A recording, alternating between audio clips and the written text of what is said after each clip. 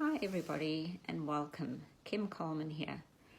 Just dropping in for the first time on this page. I don't do well with public speaking and that's part of my story. I just wanted to say that we're all riding the wave of life and we don't plan to have things happen to us. Sometimes they just happen and we're not in control of events that happen in our lives. And one of the words I wanted to talk about today is the word trauma. So when people hear the word trauma, they sometimes think, that doesn't apply to me. I didn't have something hugely traumatic happen to me. And I just want to say that trauma can be small events that happen to us. They don't have to be a big event. And anything that, we don't plan for these things to happen. They just happen to us. So it doesn't have to be a huge thing for it to have had an impact on us. And I talk about me not liking to be in front of this camera.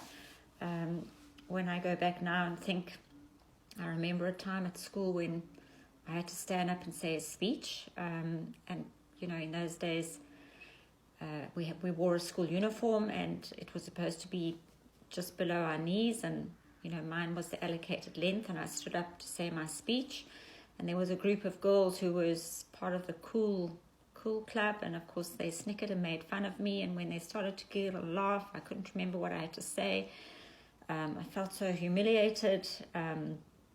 And I didn't like being in front of the public anymore. And when I look back at it now, I think to myself, it was only 5 girls amongst 40 people.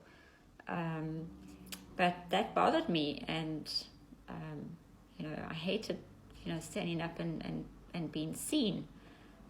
So when we look at that was just something little, but it gives a limiting belief that I don't want to be seen. Perhaps when I stand up there again, I may forget my words. People may make fun of me. What I said, was silly. So, I encourage you to, no matter how big or small your little incident or fear was, we need to look at it. We need to heal it. We need to work with it because it does limit us, and not to compare our little thing with somebody else's. I mean, we all have trauma in our childhoods, and I look at my childhood and I think, okay, I had some traumatic things happen to me, and then I look at my parents who grew up in Second World War, where they were running into bomb shelters, and I think, how can I say my childhood was traumatic when I look at their childhood? But we must never compare our trauma with somebody else's trauma, because we're all individuals, and it's real to us and what we experience. So we must never make our trauma, never compare it to somebody else's.